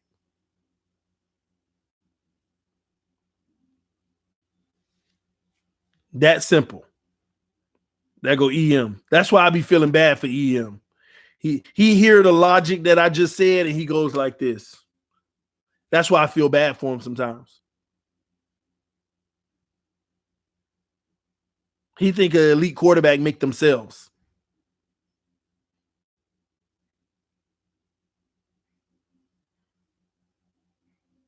When he can't name one elite quarterback in this league that can do it by himself. He just can't. Just can't, man. TD, you can't blame us for wanting good quarterback play. We haven't had it in over 20 years. Chris, I'm not blaming you. Chris, did you not hear a word I just said? I'm not blaming us for wanting good quarterback play. Everybody should want good quarterback play. If I'm blaming you for anything, I'm blaming you for not knowing what it takes to get good quarterback play. You got to have a team around the quarterback to get good play. Tom Brady played a great game versus the Titans, but it looked like trash because they wouldn't catch the ball. So your receivers dropping the ball and your quarterback don't look good. Is that what you consider not great quarterback play? Tom Brady played just fine in that game. He wasn't overthrowing and underthrowing and none of that mess. But the receivers weren't catching the ball. So again, we all want great quarterback play. But please educate yourself on what it takes for a quarterback to be great. And the number one factor is a team and weapons around him. He needs time to throw the ball. He needs guys that'll actually catch the ball. He needs a run game that'll make the passing game even that much more easy.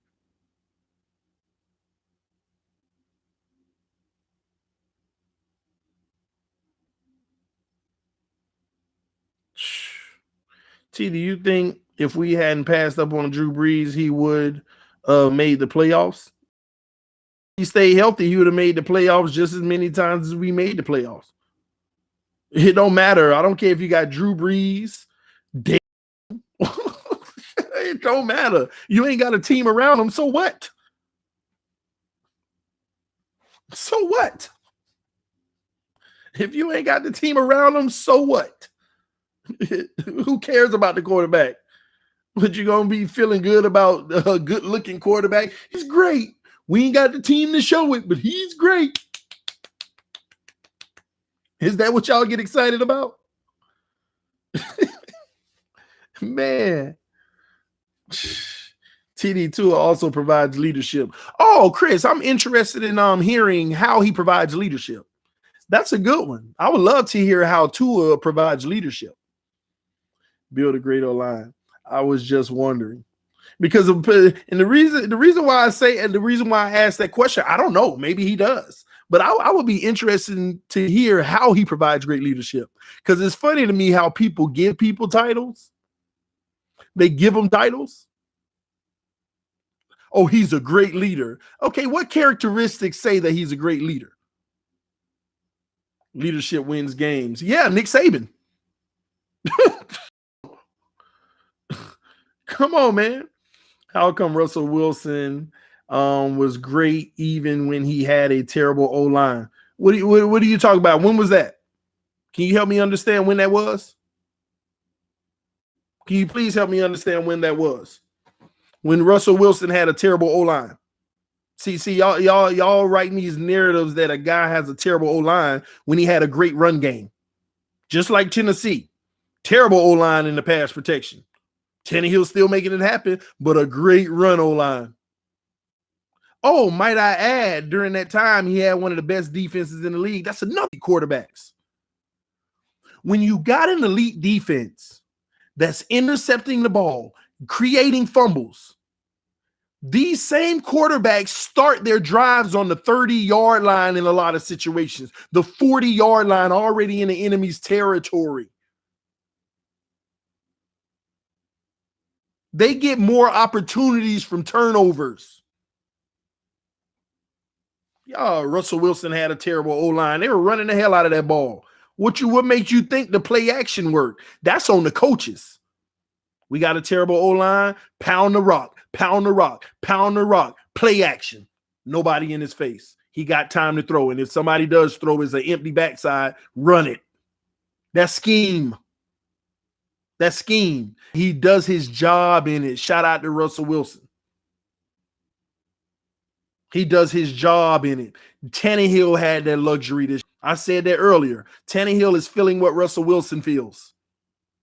Run the rock, play action. Oh my gosh, nobody's coming in my face. And if I wanted to run, I could take it up the field for 20 yards. But I actually see two receivers that have some separation. And I got time to let it develop even more. Let it ride. Touchdown, first down, blah, blah, blah, blah, blah, blah. That's what those guys have. Tua led his team. TD is tripping there. Once again, I never said he wasn't a leader. I'm asking y'all to tell us what characteristics made him a leader. Y'all see what I'm talking about? How people just be throwing little silly stuff out their mouth. Oh, he's a leader. Can you give me the characteristics of a leader that he exhibits? Can you please tell us right now the characteristics that he exudes that would tell us he's a leader? I'm not saying he's not, but can you educate me on those characteristics right now? No, you can't. You're just going to sit here and say, man, you tripping. He is a leader. He led his team. What did that look like? What did he do that makes him lead his team? Help me understand. I'm just curious. I'm just curious. I'm not saying you're wrong, but please give me the characteristics right now. I'll wait. Any of y'all who agree that Tua Tagovailoa is a leader, see, EM, it starts with his consistent elite play. So you mean to tell me if I come to work and I'm just the greatest thing on the field and I just keep playing well and I'm the greatest, that automatically makes me a leader? But you know what? I'm going to read into what EM said. It starts there. Oh, okay. Well, maybe it don't make me a leader, but it starts there. Okay, keep going. Okay, keep going. What has he done that says he's a leader?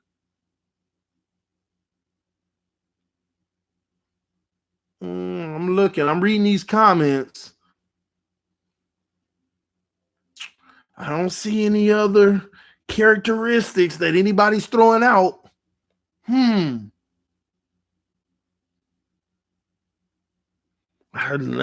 Tua true and better quarterback than Tannehill. That ain't a characteristic. No, nobody else is putting anything out there. Oh, somebody said work ethic. Oh, I have a great work ethic, so it makes me a leader. Like Cam Wake was a leader, huh? Okay. Nothing yet, TD. Oh, I know. New subscriber, fins up. Shout out, Yoda. Welcome to the channel. The players get behind Tua. They rally behind him. That's what makes him a leader. Oh, okay. They rally now. That is a characteristic of leadership, enlisting the aid of others to accomplish a common task. So, characteristic of a leader. That's actually my definition of a leader. Enlisting the aid of others to accomplish a common task. So the players get back on that one though, because that's a broad statement. Oh, is Tannehill a leader? Because in Tennessee, they get behind him and rally behind him since he took the helm. That's another one of those general things. Okay. And people bashing Rosen. Don't worry. Accountability. Who in the hell Tua hold accountable? And what proof do you have of him holding somebody accountable? Could be wrong. Please elaborate. Please tell me when this happened to him. Please. Because he looks real passive to me, like I'm just out here to do my job. That's what I see. I don't see a guy like Brady yelling at his guy what he didn't do and what he need to do. Now, leadership comes in different forms now. It comes in different forms. Everybody ain't got to be a yeller or holding people accountable, and you need to get your stuff together or making the speech. And I ain't seen Tua make no speeches or nothing like that either. But I'm just saying, I could be wrong. Like I said, I'll keep telling y'all I could be wrong.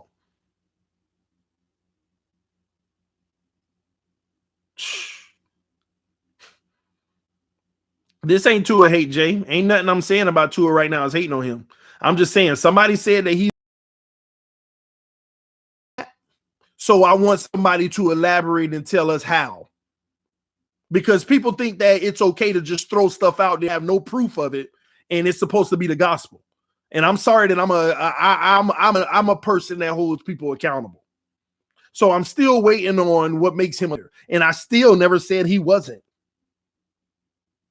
I just said I don't know. So can you educate me?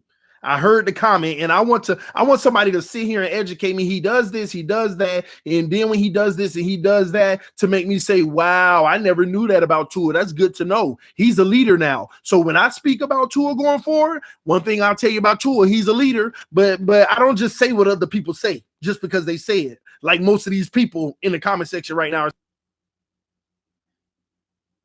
Has Rosen displayed any leadership qualities? None at all. You see how that works, EM? See how that works? Not a speck of it. You can't show leadership qualities if you moping and pouting about your own play. So not at all. So you see how that works? This is unbiased. This is just me trying to understand how he is an actual leader, and I ain't heard nobody give me the answer yet. And that's my point exactly. This is what people live in. They make what other people say the gospel. They let Todd McShay say he's the ultimate leader. Oh, he's a leader. Yeah, do your own research. Do your own background. Go look up self, man. Go ask Saban, TD. Saban is supposed to say every player on Alabama's roster is a leader. If you want to gauge a leader, you look at him yourself and look at the characteristics. You look at his body language on that field. You look at how he commands the offense. You look at how he talks to the players around him. You look at how he walks up and down that sideline. You look and see if he's going to talk to the defense. You look and go see if he's all up and with the coaches, trying to figure out more and more. You look and go see if he's 100% tuned in and involved, or does win the offense off the field. He over there yelling, oh, it's the turnover. Let me get my helmet. You go look it up for yourself. Stop listening to what other people got to say. It's Nick Saban's job as the head coach of Alabama to sell his young kids to. When have you ever heard Nick Saban say anything negative about any player going into the draft from Alabama that he's sending? It ain't their job to talk about their weaknesses and stuff like that. It's their job to sell them because it's one of their kids from their program. Ask Nick Saban. I don't need to ask no Nick Saban. Bro, he played in an injured ankle when he shouldn't have been on the field. That makes him a leader. That makes him a leader because he played on the injured ankle.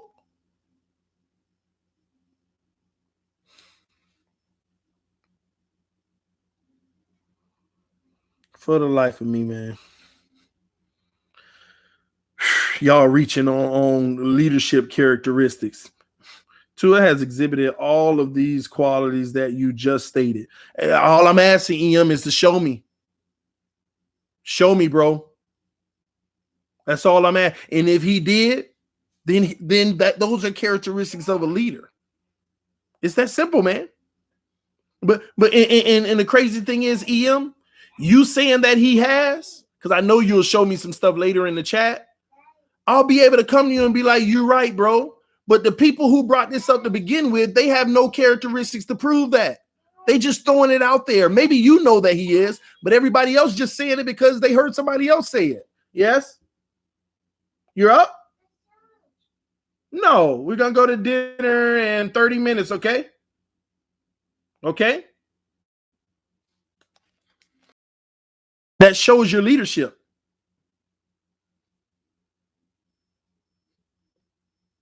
I mean, for the life of me, there's no such thing as a guy that just come to work, do his job, do it well, go home, and just be silent all day. That just makes them a leader. Nobody care about following them because they just in tune with what they're doing, in and out. Lead by example. I give you that. He leads by example. But that ain't the leader that we talking about. That ain't the leader that we talking about. Lead by example. Shout out to me, Messi. TD, are we the worst divided fan base in the NFL? No question about it. It's been that way for about 4 years now. It's been that way for about 4 to 5 years now. The worst divided fan base in the entire league. I really do believe it. Tannehill, nice guy, but not a leader. I'd actually agree with that. I would agree with that. There'll be times where, again, some guys aren't vocal leaders, but there's times in Tennessee where I'd be like, dang, Tannehill, you having a perfect game, and this guy you throw the ball to, he catches it and fumbles. You got to tell him on the sideline, let's go. Get it? Come on. I mean, get up in him. Tell him, I need you to catch my balls. Pause. So, yeah, I agree. He's not. That's one thing that I wish Tannehill had in him. That dog, that leadership where now Tannehill leads by example. But does that make him a leader? And yeah, it makes him a leader, but yeah, we know what leaders we talking about right now. The leader that you can rave about. The Ray Lewis type guy. And everybody ain't gonna have that personality. But when you throw out he's a leader, then you should automatically assume that's what you're talking about. Not just some general leader. Oh, I come and I do my job and I lead by example. And okay, yeah, a lot of people are leaders. I mean, everybody on your offense should be a leader then, in that regards. I disagree, TD. I think Tannehill is a leader. I do too, but not in that sense. Not in the sense, and now I remember they used to criticize him for not being a leader. And then the first moment he started getting vocal and being a leader, they tried to rip him apart for kicking Balaj out the huddle. Now some of y'all hate Balaj, so maybe Tannehill was on to something. Some of the same people ripping Tannehill apart. Who are you to tell Balaj to get out of the huddle? Because Balaj was messing up on the play. They ripped this, but even on ESPN and stuff, they ripped Tannehill apart for doing that. And I'm like, y'all complain about him not being a leader, and now he's trying to be more vocal and put himself and hold guys accountable, and you rip them apart. I think people are mishearing you, TD. They are, but it's self-inflicted because a lot of people watch this to prove me wrong. And you know the only reason they do that? Because they've been proven wrong so many times. It's almost like, I got to get him back. I'm going to keep listening to what he say, and I'm going to get him at some point. No, I disagree with that. I got a better theory. I'm interested in hearing it because I come with facts. I come with at least logical reasoning behind what I say. And I also don't commit myself to definitives very often. People make the things that I say like he could be. A week later, you said he was. No, I didn't. And they don't like that about me. Some people don't like that. They'll be in my comment section, bro, you said this, you're a lie. I didn't say that. I said this. Then they rewatch the video. Oh, I'm sorry. It's always, man, Tannehill don't have the consistency on the field to justify him being. We're going to make it gospel for this 30 seconds. EM is right, y'all. You know why? Because it's him.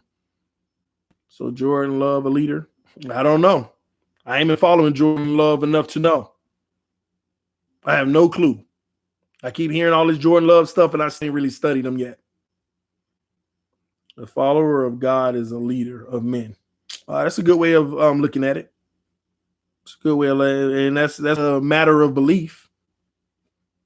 Josh Rosen won't start next season for the Dolphins because Tampa drafting Tua and Miami signing Winston. But you said Tanny is going off on Saturday night. Maybe you are a liar. I ain't no liar in that regard. Engraving, man.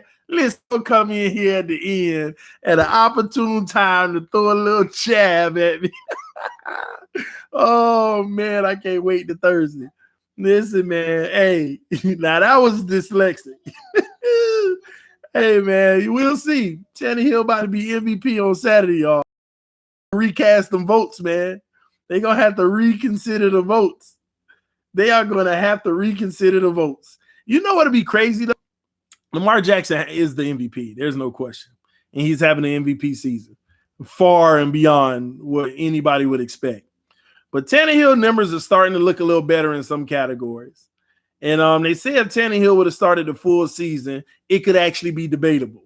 But if he go in there and beat up on Lamar Jackson with his arm, not Lamar per se, because they don't play against each other, you know what I mean? But if he go up there and throw 300-400 yards, 3-4 touchdowns, and he knocked down the Ravens, man, they better take that MVP from Lamar.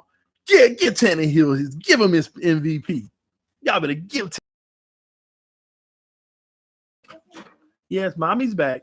Some of y'all don't like me saying that, and I am trolling. I'm just joking. Let me say that right now. Oh, if he started the full season, he could have been in the run for it. Yeah, I agree. I still don't think he would have been. Yeah, absolutely. He would have probably won 11 games. I still think Lamar Jackson, even if Tannehill would have maintained that pace, Lamar Jackson would still be the MVP, and I would have voted for Lamar Jackson. But I'm just saying, man, it's crazy. And you know, that's what I love about Engraving. For him to say if he started the full season, he could have been in the running for it. EM would never admit that out of his mouth. It wouldn't be possible. But Lamar won it and missed 2 games. Lamar Jackson with only 6 interceptions, with throwing down, baby. It's going down. But I'm about to get out of here, man. Y'all make sure y'all click on the Engraven's avatar too and go subscribe to his channel. I want y'all to be there representing TD Fans Talk when we come over to his channel and take over on Thursday, talk about how the Ravens about to get blown out. Now, I ain't saying blown out. Let me stop. Now, that was a dyslexic thought. But it's gonna be a show, man. Why you always getting on EM? Man, Engraving, man, I've never seen somebody argue just to argue like EM. That's why. Like somebody who can't, like if you wrong, you'll change the goalpost every time. Bro, stop this Tannehill talk. He ain't even gonna make the playoffs. Made the playoffs. Man, he only made it in because of Houston rested their players at the end. Yeah. Oh, he only made it in. Derrick Henry, the one that carried the team. But Derrick Henry was running the ball 77 yards per game in the first 6 games. And then when Tannehill started, it's been 135 per game ever since. Because they can't load the box with like they did with Mariota, because they didn't fear Mariota throwing the ball. They feared Tannehill. They definitely fear Tannehill. Then all of a sudden, you know what? I'm glad he got, no. You know, he only had whatever yards, even though he threw the only touchdown thrown in the game. Even though he converted on 3 third-down conversions. Tannehill converted on 3 third-down conversions in the last 8 minutes of the game when New England kept trying to stop him on 3rd down. And no credit whatsoever, man. And now when he go up there to Baltimore and shock the world, end the discussion. I'll never say Tannehill's name again when he beat Baltimore. You know why? Because he speaks for itself. Speaks for itself, baby. Let's go, baby. Tannehill all day, man. Oh, Tannehill about to go 900 yards, 19 touchdowns in one game, baby. Oh, man, I'm just messing with some of y'all. But I'm about to get out of here, man. Guess you'll be saying his name a lot. Dyslexic thoughts, man. You better take your dyslexic medication. Hey, Gravy, you spit it out a little too much now. You off the meds, man. Better take them dyslexic pills. They free. The government give them out free, man. Take them pills now. Oh, man. But it's good times, man. Like I said, y'all go subscribe to Ingraven's channel, man. Thursday night. Hey, man, I can't take over his channel if y'all don't come over there with me, man. Because his comment section going to be going off on me, man. And I'm going to sit there and be like, we'll see. We'll see. But I need y'all to defend me in the comment section. No disrespect, though. Because Engraven, his team keep it clean. That's the name, all right? So y'all make sure when you come over, we acting right and we keep it clean, man. I don't know if EM can come over, you know. He don't keep nothing clean. But anyway, man, I'll see y'all later. Love y'all. I appreciate y'all and everything y'all do for me, my family, and this channel. This is TD Fans Talk. Come on, man. You got to get out of the camera. They got this new kids policy. I don't want you to get me shut down, all right? Okay? He said, okay. Oh, man. But I'll see y'all later. No, leave the camera alone. Nope. Oh, boy. I'll see y'all later. Peace. Man, you going to break.